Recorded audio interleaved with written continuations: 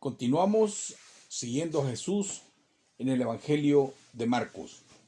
Hoy nos encontramos en los versículos del 32 al 42 del capítulo 14. Vamos a leer y luego haremos los comentarios para extraer las enseñanzas de este pasaje tan interesante. Dice así el texto: vinieron pues a un lugar que se llamaba Getsemaní, y dijo a sus discípulos: sentaos aquí, entre tanto que yo oro. Y tomó consigo a Pedro, a Jacobo y a Juan, y comenzó a entristecerse y a angustiarse. Y les dijo: mi alma está muy triste, hasta la muerte. Quedaos aquí y velad. Yéndose un poco más adelante, se postró en tierra y oró que si fuese posible pasase de él aquella hora. Y decía: Abba Padre, todas las cosas son posibles para ti. Aparta de mí esta copa, mas no lo que yo quiero, sino lo que tú. Vino luego y los halló durmiendo, y dijo a Pedro: Simón, ¿duermes? ¿No has podido velar una hora? Velad y orad, para que no entréis en tentación. El espíritu a la verdad está dispuesto, pero la carne es débil. Otra vez fue y oró, diciendo las mismas palabras. Al volver, otra vez los halló durmiendo, porque los ojos de ellos estaban cargados de sueño, y no sabían qué responderle. Vino la tercera vez y les dijo: dormid ya y descansad. Basta, la hora ha venido. He aquí, el Hijo del Hombre es entregado en manos de los pecadores. Levantaos, vamos, he aquí, se acerca el que me entrega. Queridos hermanos que me han acompañado todo este tiempo atrás, hemos seguido a Jesús en su vida ministerial desde que fue antecedido por Juan el Bautista. Y estamos en la historia de la agonía del Señor Jesús en el huerto del Getsemaní. Este es uno de los pasajes más profundos y misteriosos de la Biblia. Contiene cosas que ningún hombre puede explicar con detalle. Aquí vemos al Señor librando la batalla definitiva contra el pecado, pero por alguna razón esta batalla se nos presenta en dos actos: en el Getsemaní y en el Gólgota. Hoy veremos la parte del Getsemaní.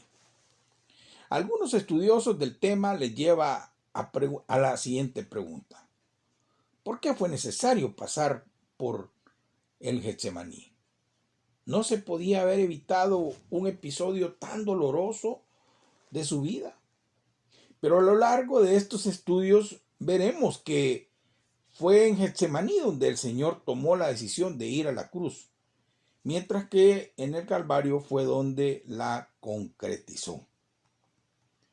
Como muchas otras noches, Jesús sale de la ciudad y fue a un olivar cercano que era conocido como Getsemaní. Allí el Señor solía juntarse con sus discípulos durante sus visitas a la ciudad, buscando apartarse de las multitudes que constantemente le presionaban y así poder tener un tiempo de enseñanza privada con ellos. Por lo que el lugar era bien conocido también por Judas, que como más tarde veremos, no tardó en acudir con una escuadrilla para arrestar a Jesús. Aunque no debemos olvidar que sí encontraron allí a Jesús en aquella noche, fue porque él no había tenido ningún intento de huir, a pesar de que conocía los planes de Judas. El lugar donde Jesús había tenido tantas hermosas pláticas con sus discípulos, ahora se iba a convertir en el escenario de su terrible agonía antes de ir a la cruz. ¿Cómo iba a enfrentar Jesús este duro trance, digamos? Pues el Señor nos indicó que la solución pasaba por buscar a Dios en oración. Una vez más nos deja una gran lección y nos anima a que todo debe de enfrentarse con oración. Por eso Santiago escribe: ¿está alguno entre vosotros afligido? Haga oración. Ese es el consejo. Y parece que, aunque Jesús oraba solo, quería sentir la cercanía de algunos de sus discípulos que le habían acompañado por casi 3 años. Así que, además de eso, escoge a 3 de ellos, a Pedro, a Jacobo y a Juan, para que le acompañaran desde cierta distancia, porque estos se convirtieron en testigos de la terrible lucha que Jesús mantuvo en esa noche. Estos 3, si usted recuerda, son los mismos discípulos que fueron testigos de la transfiguración del Señor allá en Marcos 9. Y también de la resurrección de la hija de Jairo allá en Marcos capítulo 5. Podríamos resumir diciendo que estas 3 experiencias espirituales tienen relación con 3 momentos claves de la vida del Señor: su agonía, su resurrección y su gloria. Cuando Jesús se apartó para orar, el evangelista utiliza en el original 2 palabras muy fuertes para indicarnos su intensa perturbación emocional ante la perspectiva que se le presentaba, y también su estado de extremo dolor y angustia. El evangelista Lucas completa este cuadro diciendo que, estando en agonía, oraba más intensamente, y era su sudor como grandes gotas de sangre que caían hasta la tierra. Podríamos preguntarnos qué era lo que producía este estado en Jesús. Algunos han pensado que esta angustia era la reacción natural que todos los seres humanos sienten ante la proximidad de la muerte. Pero en el caso de Jesús, necesariamente tenemos que pensar que había mucho más que eso. Se trataba del estremecimiento de aquel que era la vida misma, enfrentándose con todo el poder destructivo del mal, de todo aquello que se opone a la santidad de Dios, y que en ese momento se abatía directamente sobre él por cuanto había decidido presentarse como el Cordero de Dios que muere por el pecado de la humanidad.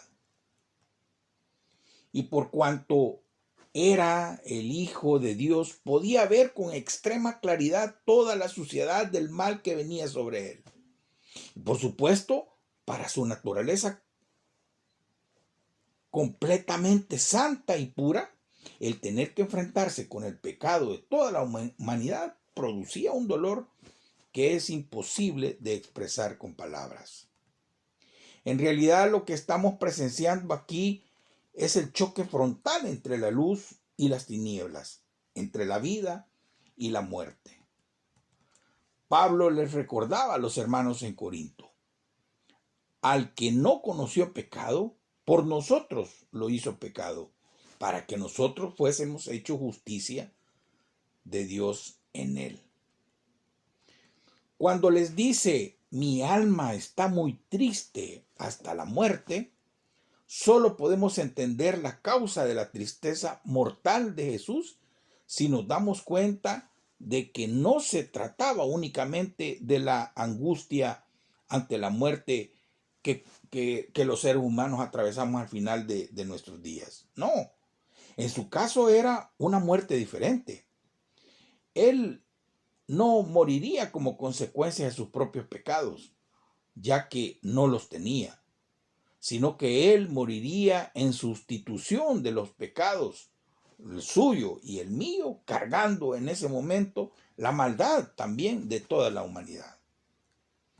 Muchas veces nosotros sufrimos como consecuencia de algunos de nuestros pecados y sabemos por experiencia lo doloroso que esto es.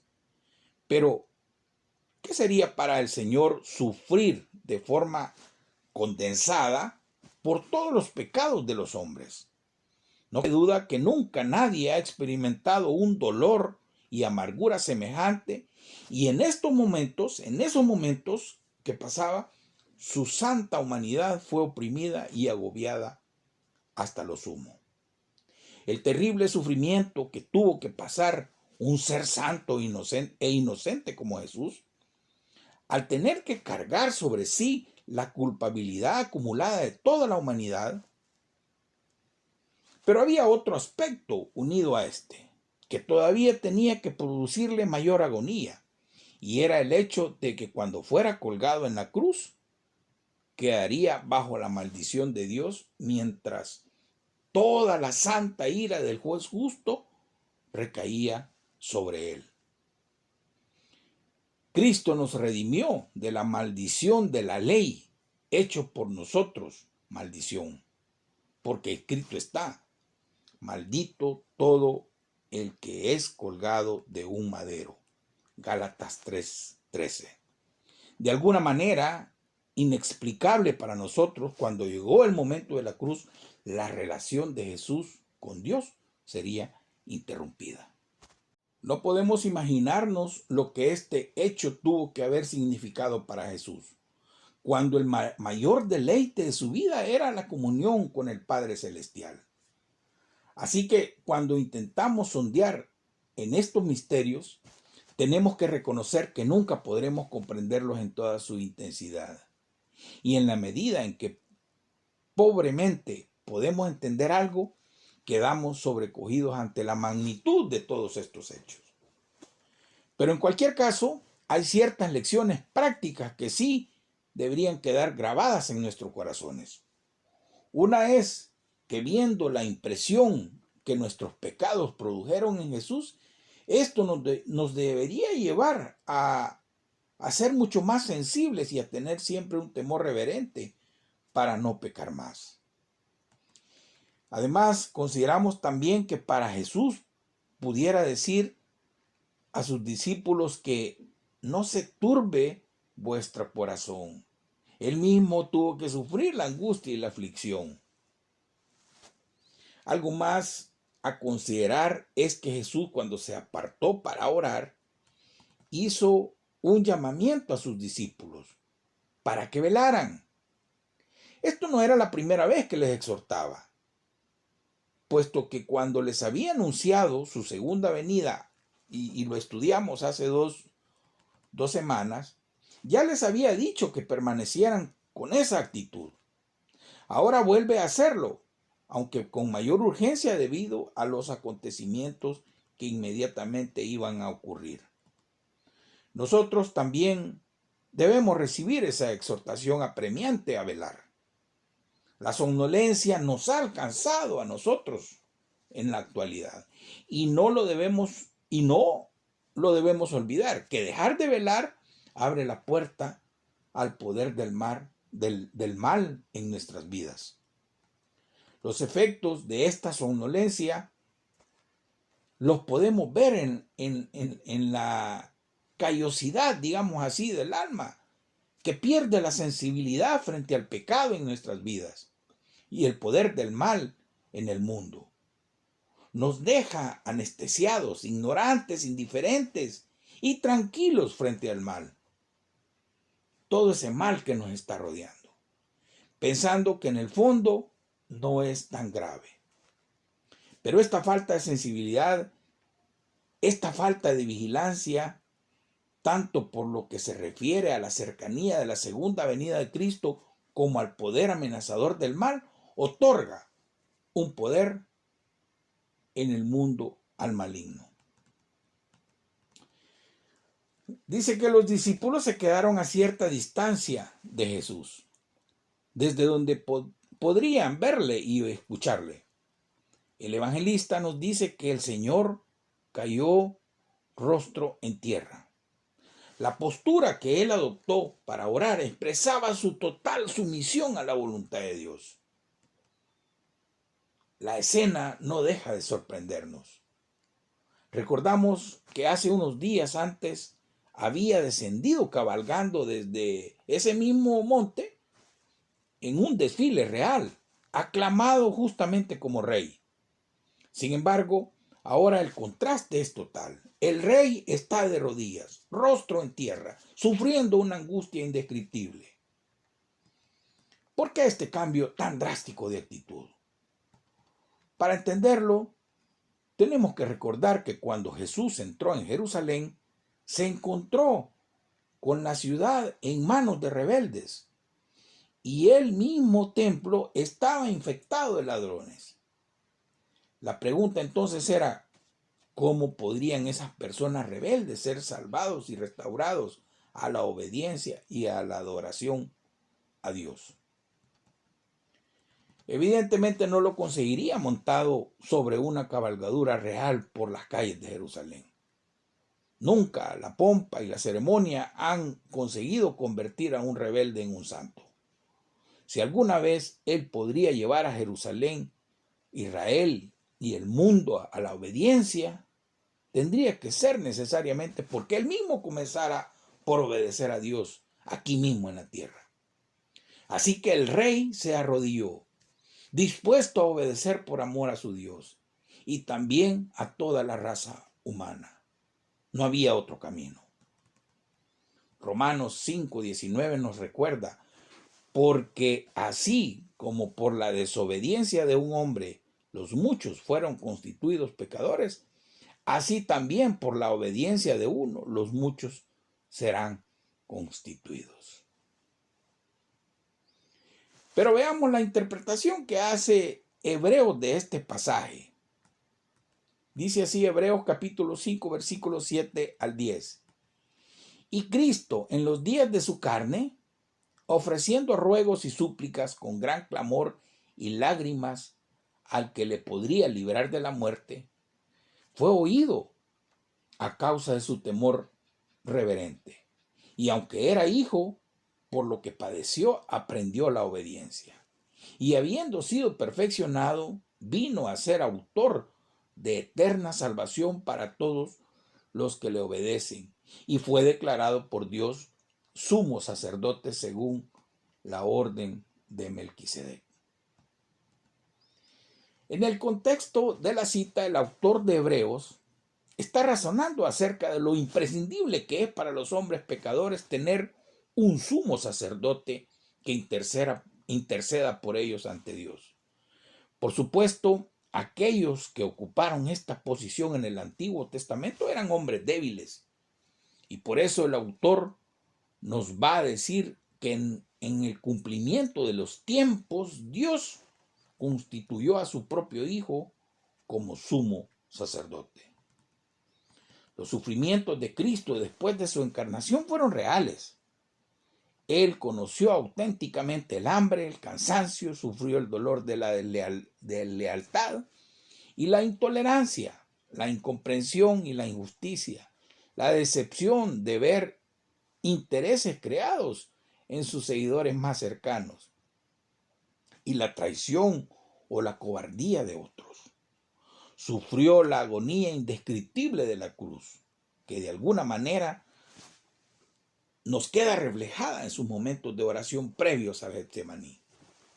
Y además le esperaba la separación de su Padre, porque al ser hecho pecado por nosotros, iba a ser abandonado y desamparado por Él.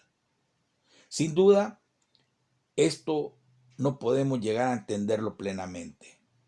A todo esto se sumaron las torturas de los soldados, las burlas sarcásticas de los judíos, la hiriente arrogancia de los sacerdotes y el abandono de sus discípulos.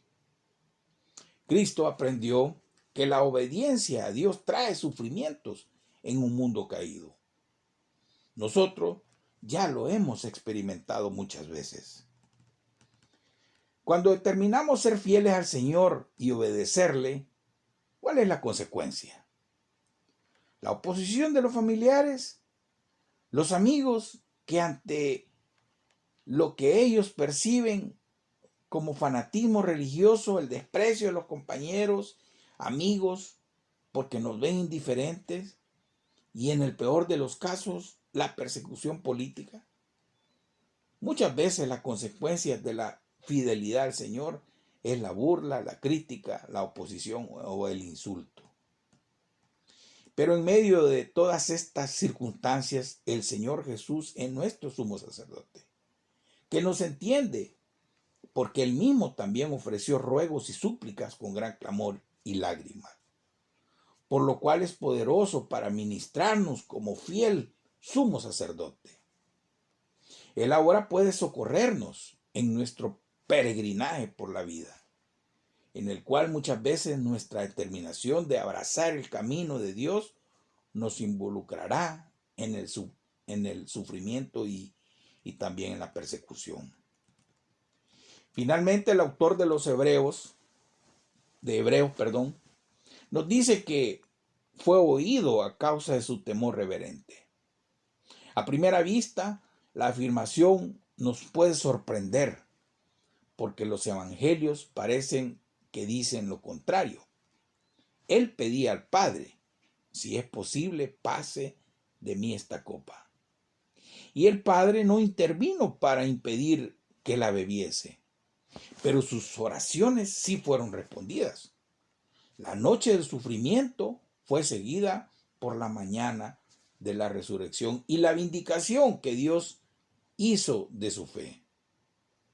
No fue librado de padecer la muerte, sino que habiendo llegado a ella fue sacado de sus garras por el glorioso triunfo de la cruz.